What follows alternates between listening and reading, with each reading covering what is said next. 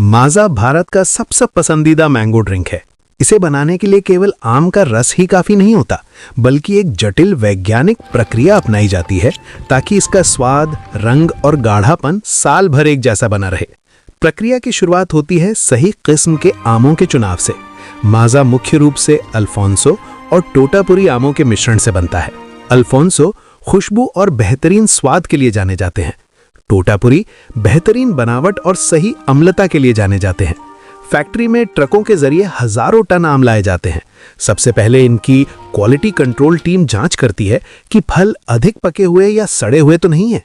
खेतों से आए आमों पर धूल, मिट्टी और कीटनाशक हो सकते हैं, इसलिए आमों को एक बड़े वाटर टैंक में डाला जाता है, जहां पानी के तेज बहाव और बबल से उनकी ऊपरी गंदगी साफ की जाती है। इसके बाद इन्हें रोलर ब्रश के नीचे से गुजारा जाता है और क्लोरीन युक्त पानी से स्प्रे किया जाता है ताकि सूक्ष्म जीव यानी कि माइक्रो ऑर्गेनिजम्स खत्म हो सकें। ये वीडियो सिर्फ जानकारी के लिए है। मैं किसी कंपनी से जुड़ा नहीं हूं और यहां दिखाए गए प्रोडक्ट्स या प्रोसेसेस का मालिक नहीं हूं। धुलने के बाद आम एक लंबी कन्वेयर बेल्ट पर चलते हैं। यहाँ प्रशिक्षित कर्मचारी खड़े होते हैं जो अपनी आंखों से देखकर उन आमों को निकाल देते हैं जो काले पड़ गए हैं या जिनमें कोई दाग है। केवल प्रीमियम क्वालिटी के आम ही आगे एक्सट्रैक्शन के लिए जाते हैं। अब गुठली और छिलका अलग करने के लिए मैकेनिकल प्रक्रिया का प्रयोग किया जाता है। इसमें आमों को एक डी-स्टोनर मशीन में डाला जाता है। ये मशीन आम को क्रश करती है, लेकिन गुठली को तोड़ती नहीं है। सेंट्रीफ्यूगल फोर्स की मदद से छिलका और गुठली एक तरफ निकल जाते हैं और शुद्ध आम का गूदा दूसरी तरफ।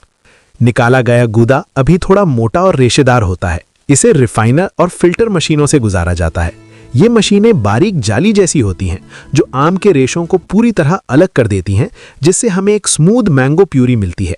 चूंकि आम केवल गर्मियों में आते हैं और माज़ा पूरे साल बनता है, इसलिए इस प्यूरी को बड़े बड़े एसेप्टिक टैंक में स्टोर किया जाता है। यहाँ प्यूरी को पास्चराइज किया जाता है, यानी कि पास्चराइज्ड किया जाता है, ताकि ये बिना खराब हुए 1 से 2 साल तक सुरक्षित रहे। असली जादू यहाँ है। जब जूस पैक करना होता है तो प्यूरी को मिक्सिंग टैंक में लाया जाता है। यहाँ माज़ा का सीक्रेट फॉर्मूला तैयार होता है। आरओ वाटर का उपयोग होता है। चीनी को पानी में घोलकर शुगर सिरप बनाया जाता है और फिल्टर किया जाता है। सिट्रिक एसिड खटास और पीएच बैलेंस के लिए। मैंगो फ्लेवर प्राकृतिक आम की खुशबू को बरकरार रखने के लिए थोड़ा अतिरिक्त फ्लेवर। विटामिन सी पोषण बढ़ाने के लिए।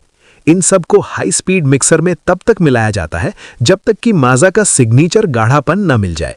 अगर आप घर पर जूस बनाएं तो थोड़ी देर बाद पल्प नीचे बैठ जाता है और पानी ऊपर आ जाता है। फैक्ट्री में ऐसा ना हो, इसलिए होमोजेनाइजर का उपयोग होता है। ये मशीन जूस के कणों को इतने उच्च दबाव पर तोड़ती है कि वे पानी के साथ पूरी तरह एकजुट हो जाते हैं। इसी कारण माज़ा हमेशा एक समान दिखता है। पास्चराइजेशन जूस को खराब होने से बचाने के लिए उसे कुछ सेकंड के लिए गर्म किया जाता है, फिर तुरंत ठंडा कर लिया जाता है। इससे जूस के अंदर के सभी हानिकारक बैक्टीरिया मर जाते हैं और जूस की शेल्फ लाइफ बढ़ जाती है। अब जूस पूरी तरह तैयार है। फैक्ट्री में ही छोटे प्लास्टिक ट्यूब को गर्म करके बोतलों का आकार दिया जाता है। ऑटोमेटिक मशीनें बिना इंसान के छुए बोतलों में जूस भरती है। तुरंत ढक्कन लगाकर बोतल को सील कर दिया जाता है। फिर बोतलों पर माज़ा का लेबल लगाया जाता है। लेजर प्रिंटर से उन पर बैच नंबर, एक्सपायरी डेट और एमआरपी प्रिंट की जाती है। क्वालिटी चेक और डिस्पैच के लिए हर बैच से कुछ बोतलें लैब में भेजी जाती हैं। वहां चीनी की मात्रा, पीएच लेवल और स्वाद की दोबारा जांच होती है। सब सही होने पर बोतलों को कार्टन में पैक करके ट्रकों के जरिए देश भर की दुकानों पर भेज दिया जाता है।